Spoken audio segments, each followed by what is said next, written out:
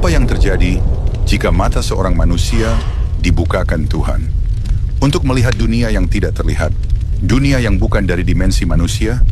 Inilah yang terjadi kepada nabinya Elisa, seorang nabi yang tetap tenang ketika seluruh kota diliputi ketakutan.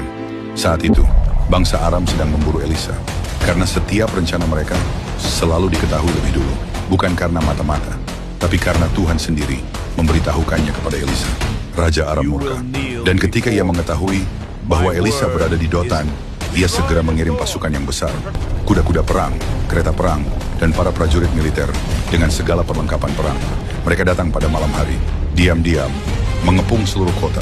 Dan saat fajar tiba, pelayan Elisa keluar, dan saat ia melihat keluar kota, tubuhnya langsung lemas, terdiam, gemetar.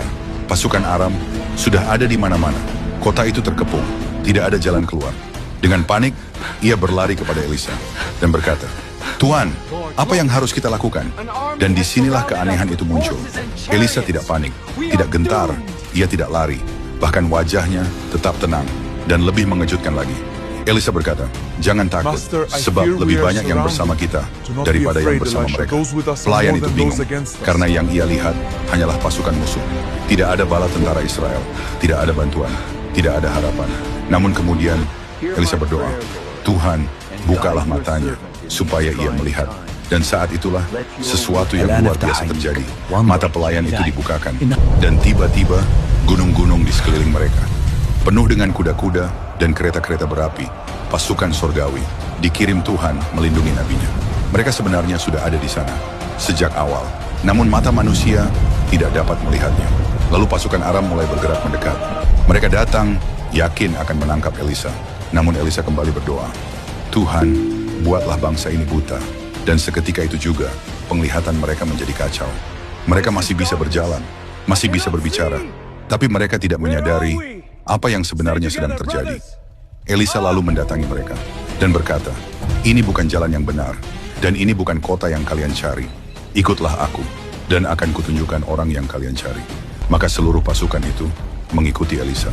Tanpa sadar, mereka sedang dipimpin oleh orang yang hendak mereka tangkap. Elisa membawa mereka masuk ke Samaria, tepat ke tengah kota Israel. Dan ketika mereka tiba, Elisa kembali berdoa, "Tuhan, bukalah mata mereka." Dan saat mata mereka terbuka, mereka terdiam. Mereka bukan berada di medan perang, mereka berada di tengah musuh mereka sendiri, terkepung, tanpa jalan keluar. Raja Israel segera datang kepada Elisa dan berkata, "Bapakku, apakah akan kubunuh mereka?" Namun Elisa menjawab, "Jangan, ia tidak memerintahkan pembantaian, tidak memerintahkan balas dendam." Elisa justru berkata, "Berilah mereka makanan dan minuman, lalu biarkan mereka pulang." Maka sesuatu yang tidak biasa terjadi.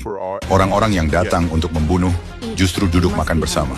Mereka diberi roti, diberi minum, dan setelah itu dipulangkan dengan selamat. Dan Alkitab mencatat, sejak saat itu, pasukan Aram tidak lagi menyerang Israel seperti sebelumnya. Dari kisah ini, kita melihat sesuatu, bahwa Tuhan bukan hanya sanggup membuka mata manusia untuk melihat kuasanya, tapi juga sanggup melindungi tanpa peperangan.